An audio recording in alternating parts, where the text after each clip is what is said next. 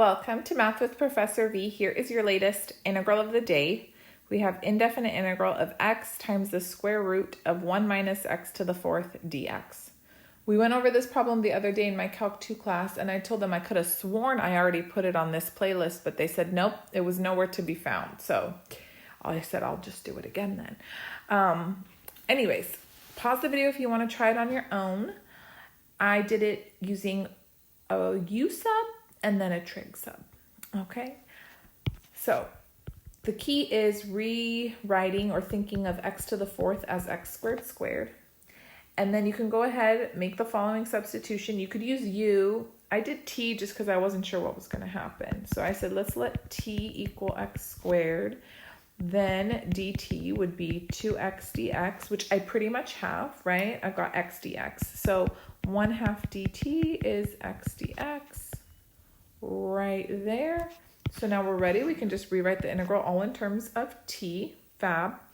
So we've got, put the 1/2 outside, square root of 1 minus t squared dt, good? So that x to the fourth is t squared. Then from here, yes, it's trig sub time. If you've got some other little clever way of avoiding the trig sub, as I know so many of my viewers do, let me know. But notice here in this case, since we have constant minus the variable quantity squared, then it's the appropriate time to use sine theta. So the constant is 1, so square root of 1 is still 1. So we're going to let t equal sine theta in this case. And then dt is cosine theta d theta. Good. Now rewrite everything in terms of theta. So we've got 1/2 integral square root 1 minus, this is now sine squared theta instead of t squared. And then dt is all of this cosine theta d theta. Good? Okay, I can rewrite 1 minus sine squared theta as cosine squared theta. And then since it's underneath the square root sign, that'll cancel with the exponent. Technically, it's absolute value of cosine theta, but remember when we trig sub, we restrict where theta is, so we don't have to worry about it being negative. Good, we know it's always going to be positive. So this is cosine theta, like all of this. Under the rad, simplifies here.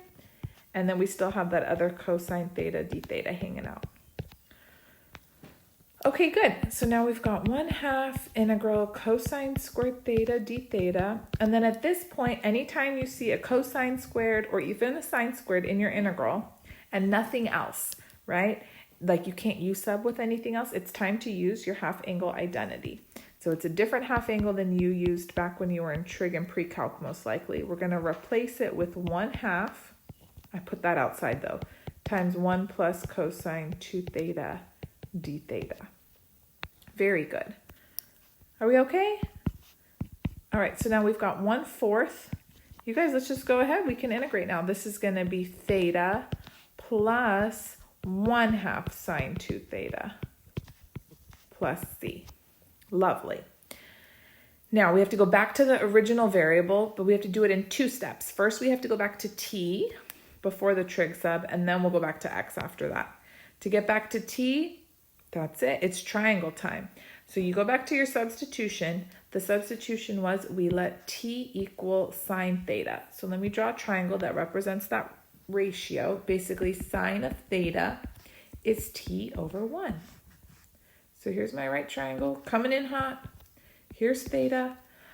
Sine of theta is opposite over hypotenuse. So the missing side is going to be square root 1 minus t squared. Oh me, oh my, that was in my integral just moments ago.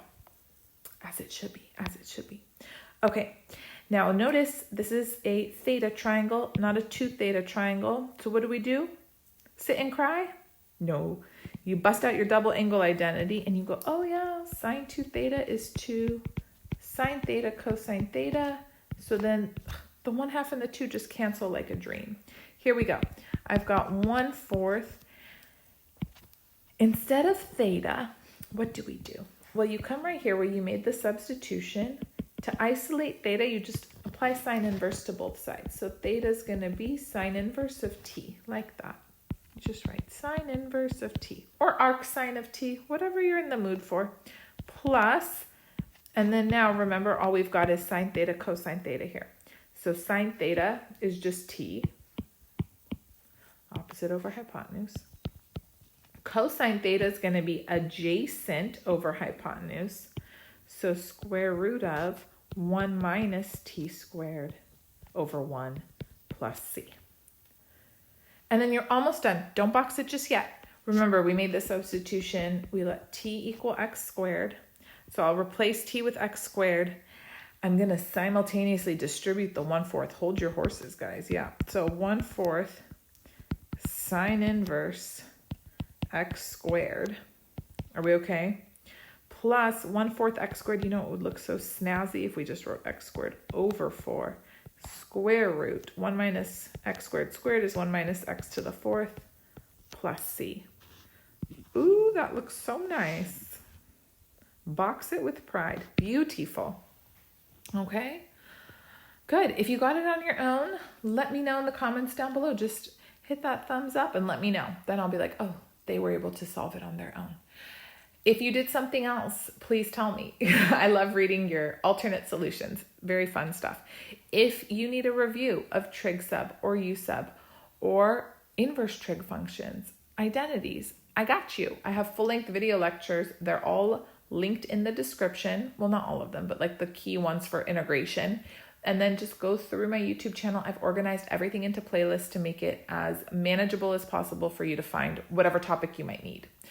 That's it. Subscribe if you haven't already. I'll be back sooner than later with more content. I love you guys so much. Bye.